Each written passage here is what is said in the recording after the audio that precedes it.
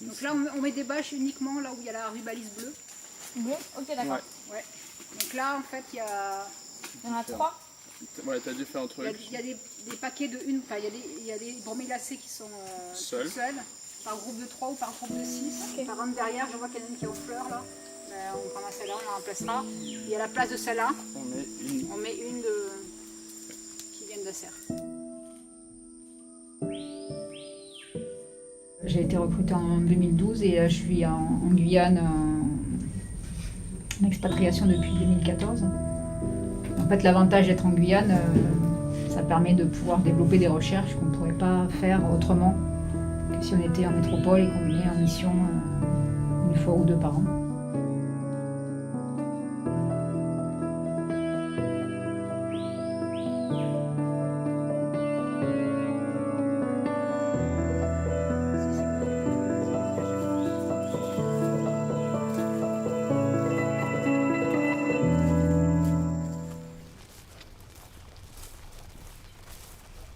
Là, le but de ce projet, ça a été d'étudier en fait le microbiote présent dans les plantes. Donc le microbiote, c'est tout ce qui concerne les micro-organismes, que ce soit des champignons ou des bactéries qui sont présents à l'intérieur des tissus de la plante. Donc là, ce qu'on a voulu comprendre, c'est comment l'environnement, donc la modification de l'environnement, que ce soit en termes de substrat ou de quantité d'eau attribuée à la plante, va modifier le micro-organisme, les micro-organismes présents dans les tissus et quels sont ces micro-organismes qui vont être transmis donc, à la génération suivante via la graine. Donc là on voit à quoi ressemble une inflorescence. On voit ici les fleurs qui ont été pollinisées et qui ont été transformées en fruits. Si je prends un fruit, on peut voir voilà, des petites graines qui sont présentes. Et dans ces graines, donc, il y a des micro-organismes.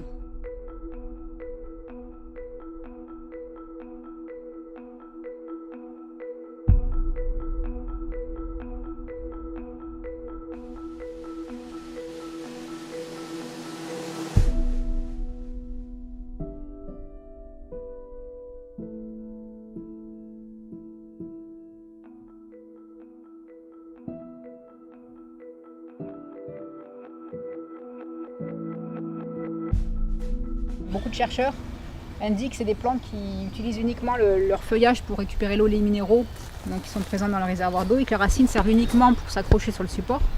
Mais en fait, c'est pas vrai à 100% puisque là, on voit bien que rien que le substrat qui change au niveau du système racinaire montre vraiment qu'il y a un gradient de taille et également en termes de fonctionnement de la plante, de fonctionnement photosynthétique qui est beaucoup plus faible chez les petites que chez les grosses. Et donc, on voit bien que le substrat a de l'importance et ça va se répercuter aussi sur la diversité des communautés qu'on va retrouver à l'intérieur des réservoirs d'eau. Déjà on a des plus gros volumes, donc qui dit plus gros volume dit un espace de colonisation qui est beaucoup plus grand. Et à savoir que dans ces réservoirs d'eau, il y a toute une diversité de micro-organismes et d'invertébrés aquatiques qui se développent. Donc on va retrouver l'ensemble des micro-organismes qu'on peut retrouver dans n'importe quel lac par exemple. Et on va retrouver toutes sortes d'invertébrés aquatiques. Ça peut aller de larves de coléoptères, de larves de libellules par exemple, qui se développent dans ces milieux-là.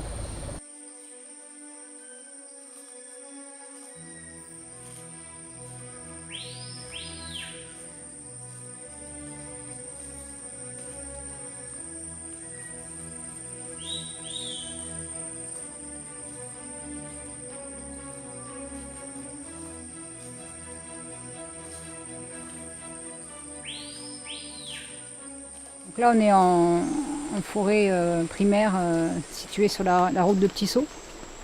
C'est la route qui mène au barrage hydroélectrique d'EDF. Donc là, on est dans un bas-fond. Là, comme vous pouvez voir, c'est assez humide au sol et il y a pas mal de broméliacées. Donc c'est cette espèce-là, toute zébrée, qu'on appelle Luteria splendens. Et cette plante qu'on utilise donc, en micro-écosystème, puisqu'à l'intérieur, on va retrouver de l'eau, avec donc de la litière de feuilles et puis des organismes aquatiques qui vivent à l'intérieur. Et donc là, dans le cadre du projet Résilience, on s'intéresse à la résilience du système après des périodes de sécheresse.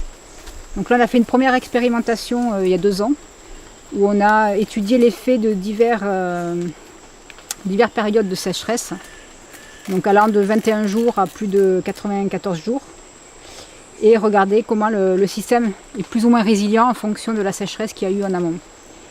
Et là, actuellement, là, on remet des bâches au-dessus de ces plantes, donc pour quelques-unes de ces plantes, pour s'intéresser cette fois-ci non pas à la résilience en fonction de la sécheresse en amont, mais regarder comment la résilience va se remettre en place suite donc à la modification de la métacommunauté.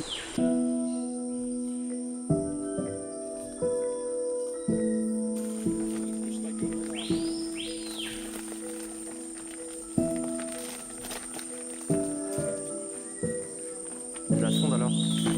Les bâches servent à justement arrêter, à stopper les pluies qui rentrent dans les réservoirs d'eau et pour assécher progressivement l'eau à l'intérieur donc de ces plantes et donc pour simuler une sécheresse. Et donc là, après la phase de sécheresse, on va retirer toutes les bâches, on va remettre de l'eau de pluie. Donc c'est pour ça qu'on a un jerrycan d'eau avec un collecteur d'eau.